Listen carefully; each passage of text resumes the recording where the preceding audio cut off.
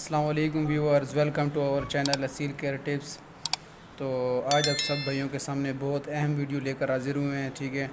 یہ خاص طور پر فارمرز بھائیوں کے لیے جو فارمنگ کرتے ہیں ایسٹرالارپ کی، اصیل کی، کسی بھی قسم کی چوزوں کی، تو اس کے لیے یہ بہت ہی ہیلپ فل ہونے والی ہے یہ ویڈیو، ٹھیک ہے۔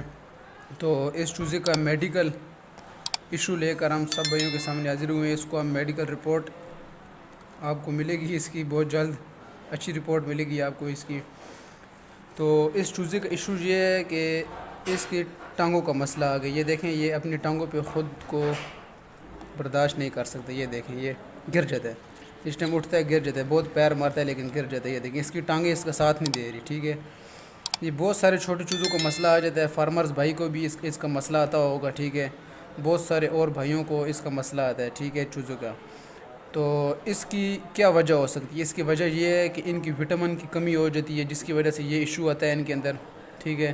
تو وٹامنس کی کمی پوری کرنے کے لیے آپ ان کو پہلے دن سے ملٹی وٹامنس کوئی بھی سیرپ لے لیں، وہ آپ چھوٹے پانی برتن میں اس کو 2 ڈھکن مکس کر کے ان کو دیتے رہیں، تقریباً کم سے کم 10 ایک دن ان کو روز وہ پلائیں پانی ملٹی وٹامنس والا، ٹھیک ہے۔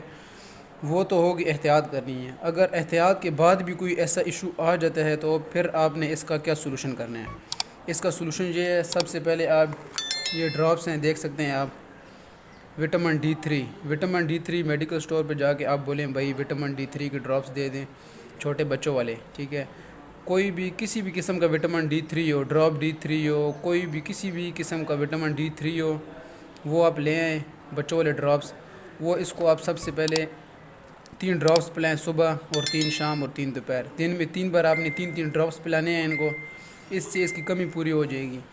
دوسرا، اس کا یہ ٹانگوں کا جو ایشو آ رہا ہے، اس چیز یہ آپ دیکھ سکتے ہیں، غور سے دیکھیں اس کا، یہ ٹانگوں کے اندر اس کا گیپ آ گئی، یہ دیکھیں، یہ دونوں ٹانگیں آپس میں ملا رہی ہیں۔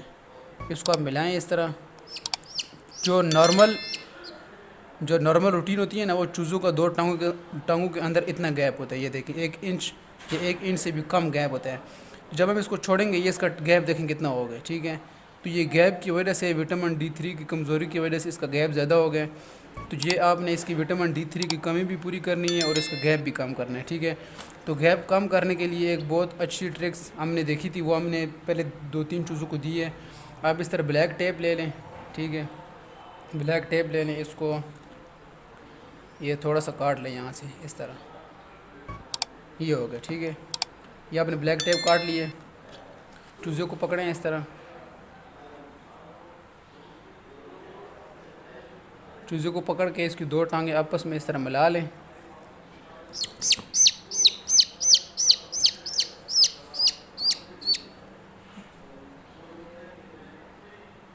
دو ٹانگیں ملا کے آپس میں اس کی یہ ٹیپ لگا لیں۔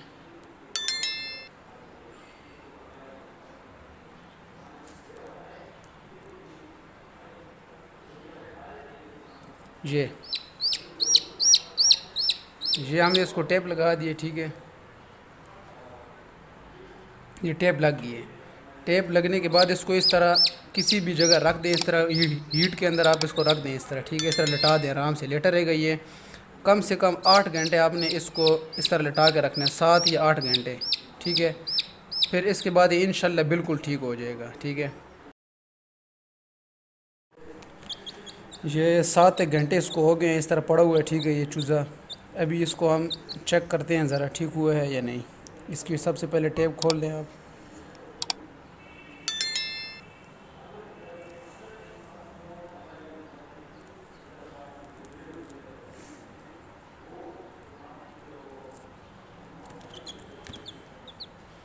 یہ دیکھیں ابھی بھی ٹانگوں کے اوپر صحیح چل نہیں رہا، یہ دیکھیں ہلکا ہلکا ٹیڑھا چل رہا ہے، ابھی بھی بالکل نارمل پوزیشن میں نہیں ہے، ابھی بھی اس کا گیپ ہے تھوڑا، یہ دیکھیں۔